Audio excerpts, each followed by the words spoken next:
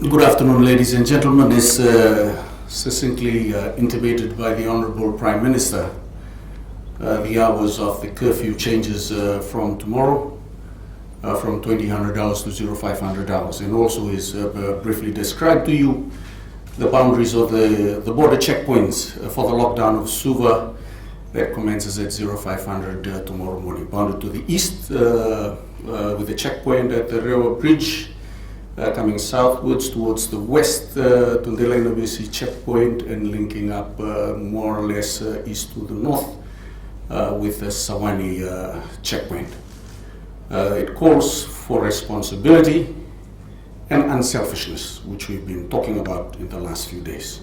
And I thank members of the public who have been alerting us into breaches of directives that have been given out by government.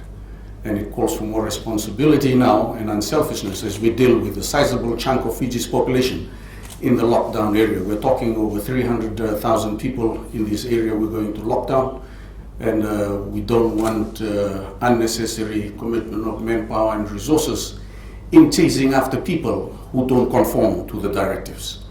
We'll have two police divisions that will be involved in the operation of the lockdown of Suva, the Eastern Division, which has its headquarters in Nosori, and the Southern Division, which has its headquarters here in Nambua. And you can find the phone numbers to that has already been disseminated through the 3 social media platforms on the police pages on Facebook, Instagram, and Twitter. The numbers are there. Please utilize those numbers. And for the CE front operations, you will get in touch with the Navy Command Center, which we will push out the number as well, and I'm pretty sure the headquarters of the Fiji Navy has already disseminated that information. The protocols at the border checkpoints will be the same as what has been happening in Lautoka for movement of essential services and vehicles through that need to move through those checkpoints, and there will be checkpoints as well established out of those border checkpoints approximately 200 meters away to control the movement in. One thing I would like to reiterate is we don't want people congregating unnecessarily there, which is what we encountered in the Lautoka lockdown in the initial days. The message has come out succinctly from the Honourable Prime Minister, and it'll be out. We rely on the media to disseminate it. So we don't want people crowding there. If you need to make your moves, you need to move now, before the lockdown tomorrow. Otherwise, if people start congregating there, we'll have to take them to task. I've spoken yesterday, in the last few days, about taking people to task for loitering, and we will continue to do that as we look at enforcing the directives and that has been given out by government in the lockdown of this densely populated area. Any questions, ladies and gentlemen?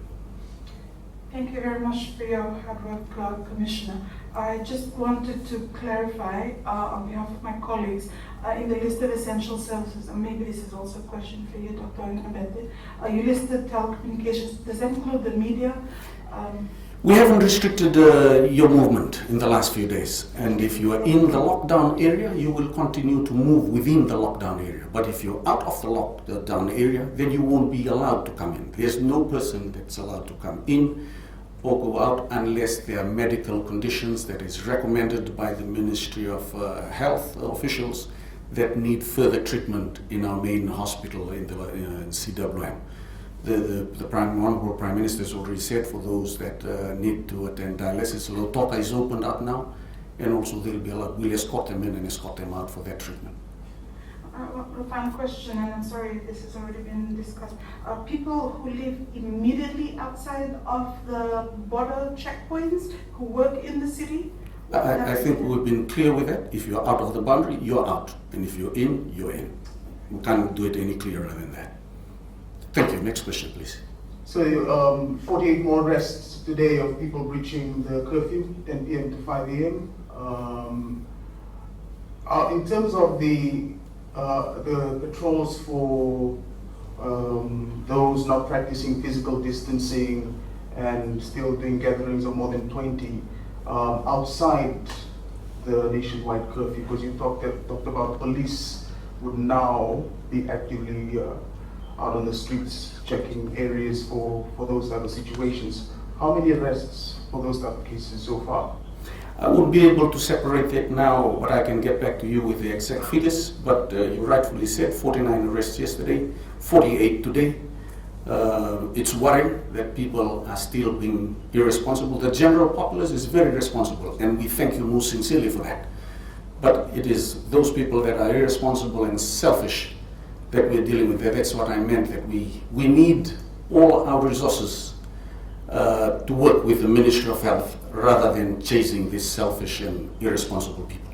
So then 48, those numbers that police is giving, is that all of those that are stopped at checkpoints, or there have been some cases where people have given a valid reason and they've been allowed to pass through? No, there's no if they have valid reason, then there's no reason for us to arrest them. Those are people that have breached the directives, and we will produce them in court. And if you need any form more clarification on that, please feel free to call my press officer, Ananaiso, to clarify those further issues. Can we have the next person asking the question, please? Compo, just has there been any arrest of people loitering within the curfew hours since you announced that measure? Off the curfew hours. Outside of the curfew hours? No, we haven't. We've given that warning yesterday, and we are out there looking for those people that are loitering as from today. So, is the police force well equipped to carry out the necessary patrols and ensure that people adhere to the regulations and directives given within the confined area of Suva, given that we're looking at 300,000 plus population? Yes, we have enough manpower. We also have the RFMF that's there with the army units, while the Navy is committed to looking after our seafront. Yes, we have enough manpower and resources. We are looking at enhancing that capability with technology.